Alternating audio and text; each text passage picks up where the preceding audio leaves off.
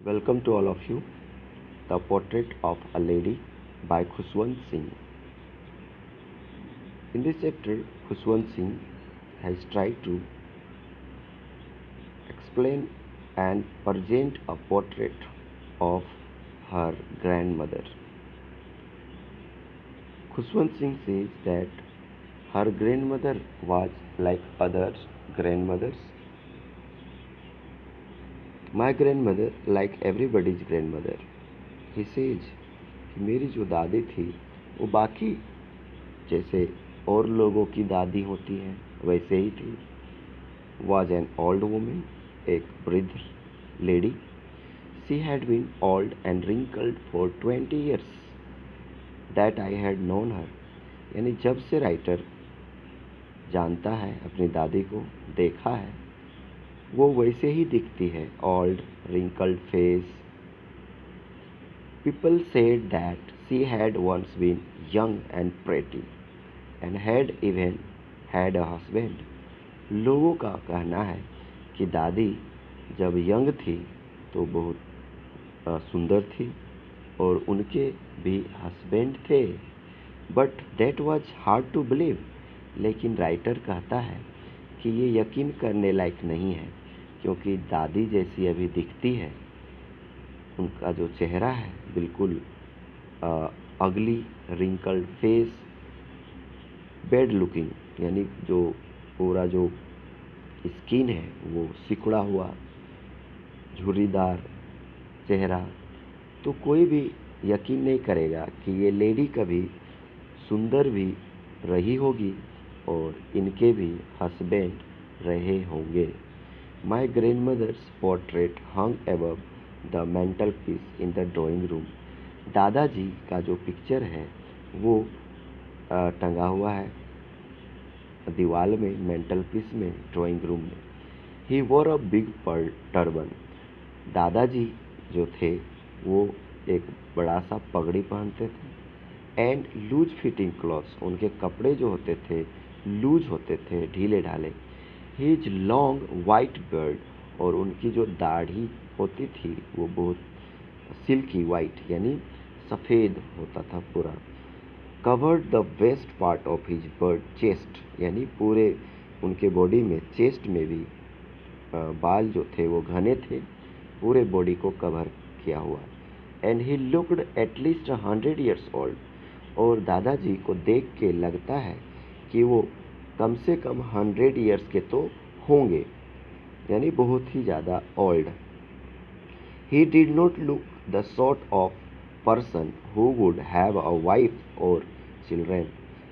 दादाजी भी देखने में ऐसे नहीं लगते जैसे और लोग होते हैं जिनकी वाइफ होती हैं, बच्चे होते हैं. यानी देखने से ऐसा लगता है कि ये लोग इतने वृद्ध हैं, ये कभी जवान हो सकते हैं, ये कभी सुंदर रहे होंगे.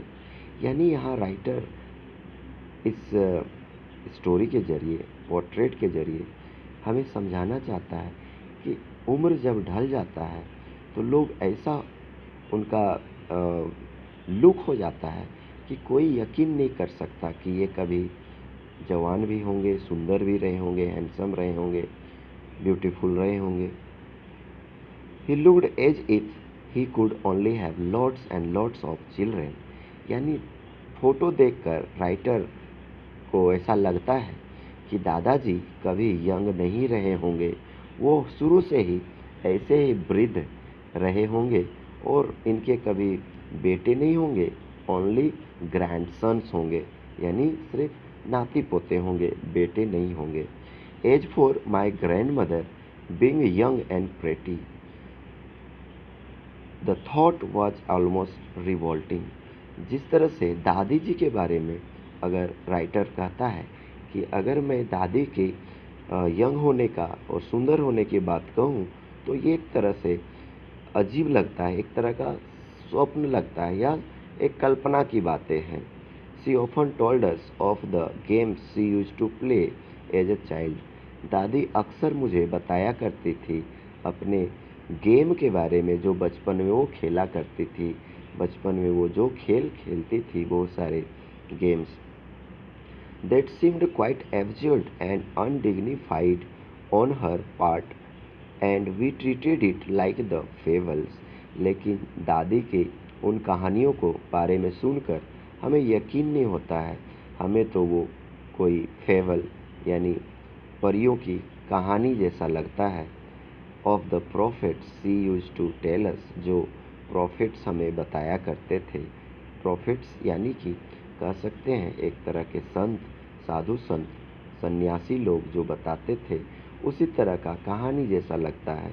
सी had always been short and fat and slightly वेन, दादी जो है शुरू से ही वो शॉर्ट हाइटेड है, फैट हैं और स्लाइटली बेंट और थोड़ा झुकी हुई हैं।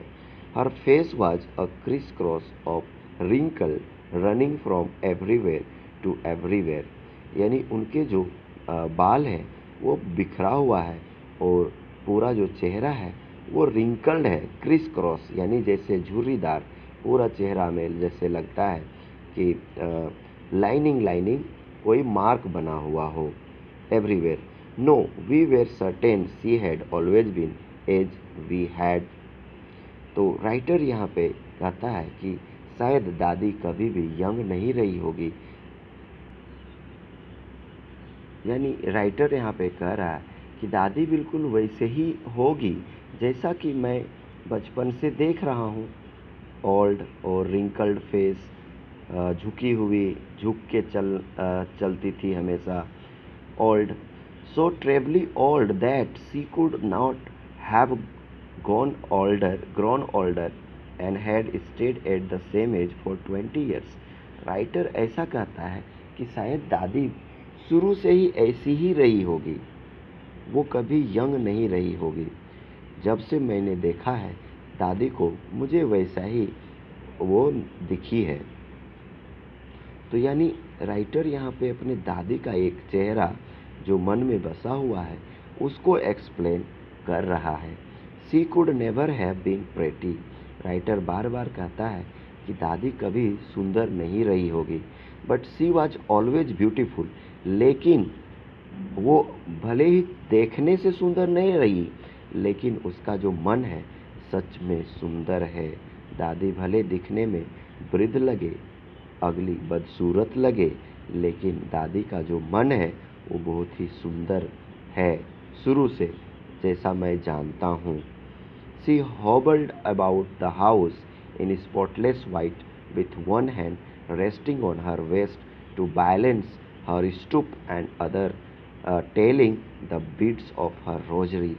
तो दादी जो है वो हमेशा घर में चलती है, हर जगह दिखेगी, एक सहारा लेकर चलती है, झुक कर चलती है किसी लाठी के सहारे, और एक हाथ में उसका रोजरी बीड्स है, जो वो माला है एक फेरती रहती है और उसे मंत्र अपने आप में कुछ उच्चारण करती रहती है।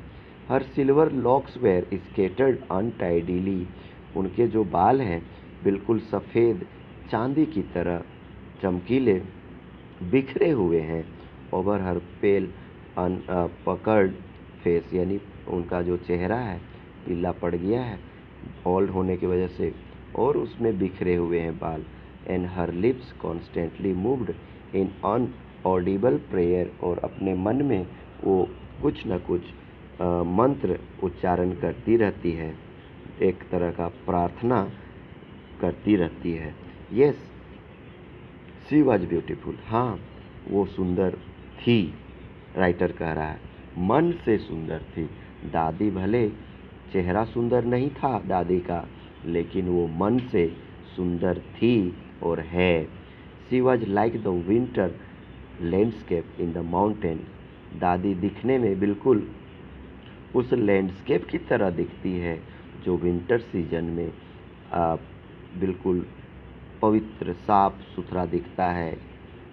An expense of pure white serenity, यानी विंटर सीजन में जो पहाड़ पर्वत दिखता है, जो पहाड़ी एरिया होता है, बिल्कुल पवित्र साफ सुथरा दिखता है, जैसे कोई वहाँ पे कभी गया ही ना हो। ब्रीदिंग पीस एंड कंटेंटमेंट, बिल्कुल पीसफुल चेहरा, माइंड जो है संतुष्ट, कभी जैसे उनके मन में कभी कोई चिंता नहीं, कोई किसी तरह का दुख नहीं, अपने आप में खुश रहती है हमेशा। My grandmother and I were good friends. तो राइटर आगे कहता है कि मेरी दादी और मैं हमेशा से अच्छे दोस्त रहे हैं। My parents left me. मेरे जो पेरेंट्स थे वो बचपन में ही छोड़कर चले गए थे। With her when they went to live in the city. क्योंकि मम्मी पापा को शहर जाना पड़ा था काम में, पेरेंट्स को अपने काम के लिए शहर जाना पड़ा। और राइटर को जब छोटा था तो अपनी दादी के पास रहना पड़ गया था गांव में। And we were constantly together. और यही वजह है कि राइटर जो है वो अपनी दादी के साथ हमेशा रहा है, उन्हीं के साथ पला बढ़ा है। She used to wake me up in the morning and get me ready for school.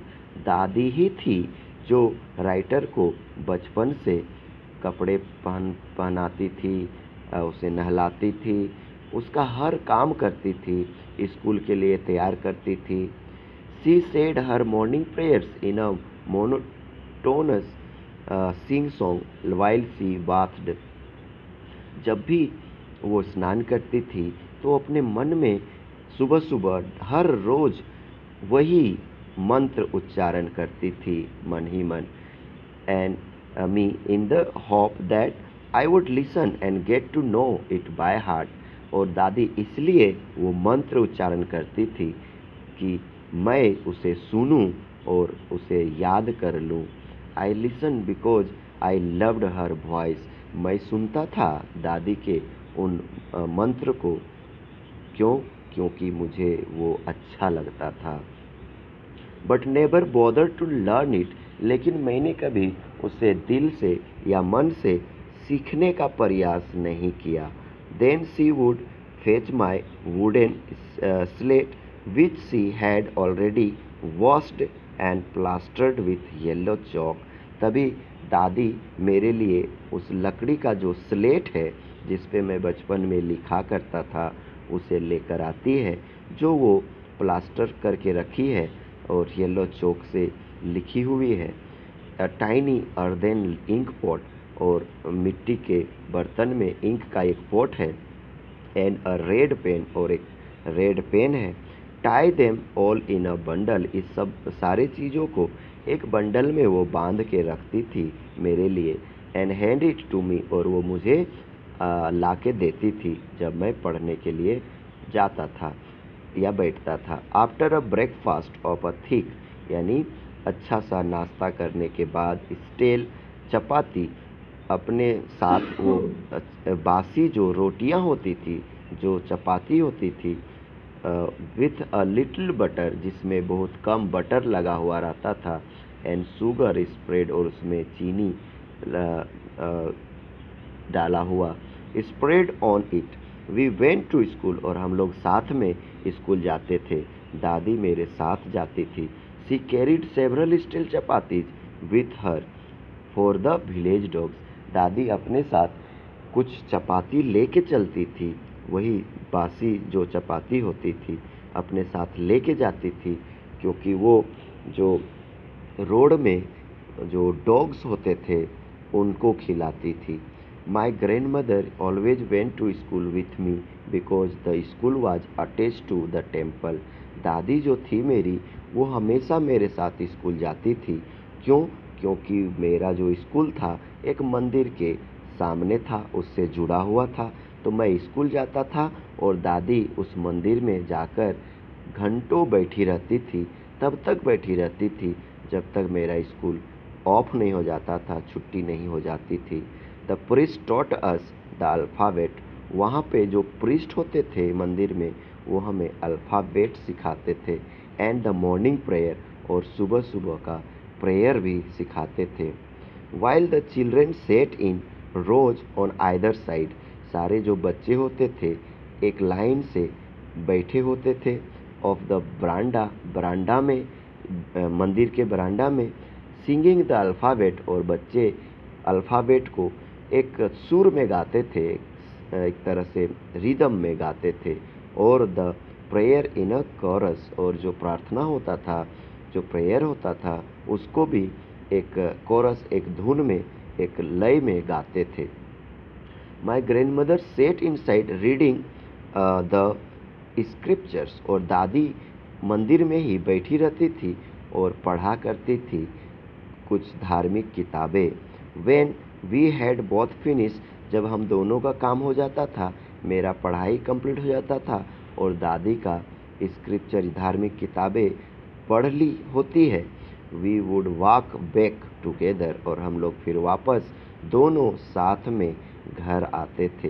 This time the village dogs would meet us at the temple door, और इस समय विलेज के जो डॉग होते थे वो मंदिर के दरवाजे में हमें मिलते थे। They followed us to our home, और वो जो डॉग होते थे हमारे साथ साथ घर तक आते थे, growling and fighting with each other for the chapati we threw it to them. जो भी चपाती हम लोग लेके जाते थे उसे हम डॉग्स को देते थे रास्ते में, और वो डॉग उन चपाती के लिए झगड़ते हुए, लड़ते हुए हमारे पीछे पीछे आते थे।